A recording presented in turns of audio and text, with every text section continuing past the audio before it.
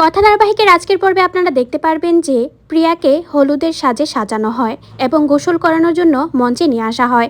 সেখানে অনেক আনন্দের সাথে এবি তার ভাইয়েরা বোনেরা আসে তাকে গায়ে হলুদ দেওয়ার জন্য। এবি তো অনেক আনন্দ করতে থাকে।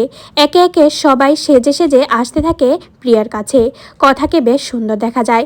এদিকে কাকিমণি তো মনে মনে ভাবতে থাকে, কথাকে কেন যেন দেখেছিলাম প্রিয়ে খবরদারিটা করার জন্য, সেটা তো আমাকে জানতেই হবে। একে একে সবাই গায়ে হলুদ লাগাতে থাকে। তারপর এবি বলে এবি হলুদ দিবে। যেই প্রিয়াকে হলুদ দিতে যায় তখনই প্রিয়া বসে পড়লে কথার গায়ে হলুদ লেগে যায় এবির হাতে। কথা অবাক দৃষ্টিতে তাকিয়ে থাকে এবির দিকে। তারপর প্রিয়াকে গোসল দেওয়া হয় সবাই মিলে আর অনেক আনন্দ করে সবাই নাচ গান করতে থাকে।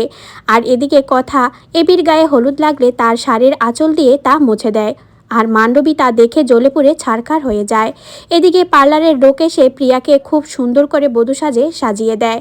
আর সবাই তো প্রিয়াকে দেখে অবাক হয়ে যায় আর বলে তোকে খুব সুন্দর লাগছে, তুই কি জানিস? প্রিয়া মনে মনে বলতে থাকে, আমি তো ঠিক এভাবেই সেজেগুজে সবার আনন্দ নিয়ে তোমার কাছে যেতে চেয়েছিলাম, কিন্তু কেন পারলাম না। এবি প্রিয়ার কাছে আসে আর বলে কায়দা কানুনের টিমে তুই সব সময় থাকবি। কথা মনে মনে ভাবতে থাকে, প্রিয়া যেহেতু এত খুশি মনে রাজি হয়েছে বিয়ের জন্য, মনে হয় মন থেকে বিয়েটা মেনেই নিয়েছে। এদিকে বর চলে আসে। এবি প্রিয়াকে বলতে থাকে, এ আইন এ কানুন আমি কখনো মানি না, কেন তোকে এই বাড়ি ছেড়ে যেতে হবে? আমি যদি পারতাম সব কিছু পরিবর্তন করে দিতাম। এই বলে তাকে বুকে জড়িয়ে অনেক আদর করতে থাকে। প্রিয়া মনে মনে বলতে থাকে, আমি কায়দা কানুন ছাড়া কখনো থাকতে পারবো না।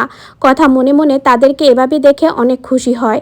এদিকে যখন আগামী পর্বে আপনারা দেখতে পারবেন তার বরকে বরণ করতে থাকে, অন্যদিকে ঠিক তখনই ছদ্মবেশ সাজতে থাকে প্রিয়া।